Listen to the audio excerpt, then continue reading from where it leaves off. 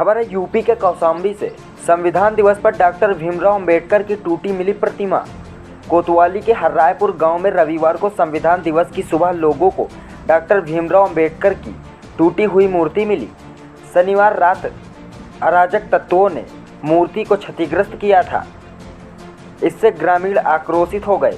हंगामा होने लगा। सूचना पर पहुंची पुलिस ने ग्रामीणों को शांत कराया, मूर्ति को दुरुस्त कराया।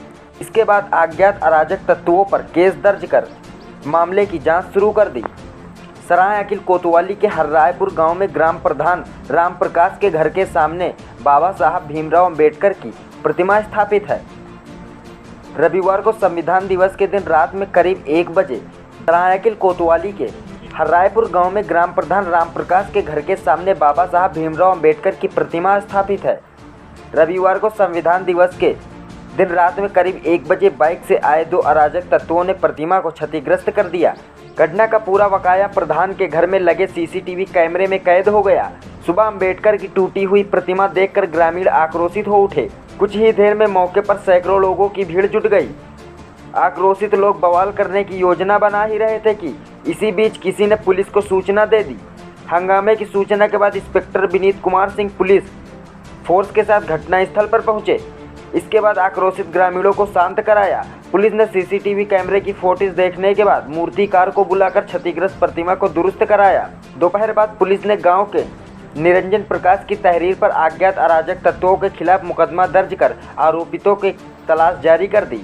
अब देखिए कौशाम्बी से गुलाम हसन की ब्यूरो रिपोर्ट। अंतर्गत चित्ता हर्रायपुर गांव में कुछ उपद्रवी तत्वों द्वारा रात्रि में भीमराव अंबेडकर जी की मूर्ति को क्षतिग्रस्त किया गया है, जिसके संबंध में समुचित धाराओं में थाना सरायकिल पर मुकदमा पंजीकृत किया गया है और उन लोगों की तलाश की जा रही है। सीसीटीवी फुटेज और दूसरे माध्यमों से उनकी तलाश की जा रही है और क्षतिग्रस्त मूर्ति को व्यवस्थित सही करा दिया गया है।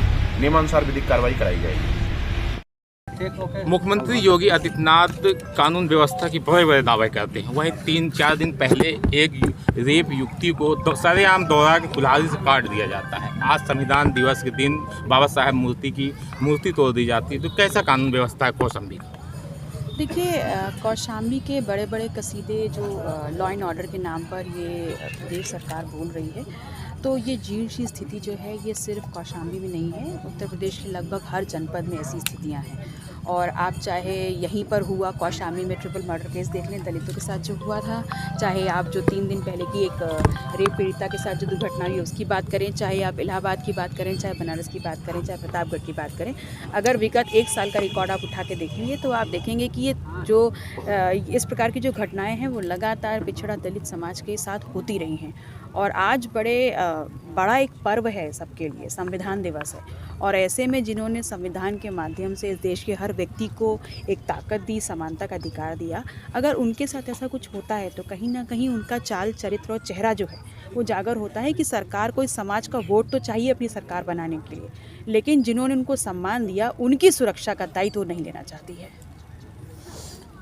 एक तो मुख्यमंत्री योगी आदित्यनाथ जो इसी SCO के लिए और जो है लोगों के लिए जो है बड़े दावे करते हैं कि उनको जो है कानून व्यवस्था अच्छी रखी जाएगी, उन्हीं के साथ ऐसे ही लगातार होते जा रहा है। इसमें कौशाम्बी कानून व्यवस्था देखिए, लॉ एंड ऑर्डर के नाम पर अगर आप देखें, सबसे अहम बिंदु ये है कि जो प्रशासन है उसके दिमाग से सरकार का खौफ हट गया है और इसीलिए तमाम ऐसी घटनाएं होती हैं जिस पे लगाम सरकार नहीं लगा पा रही है।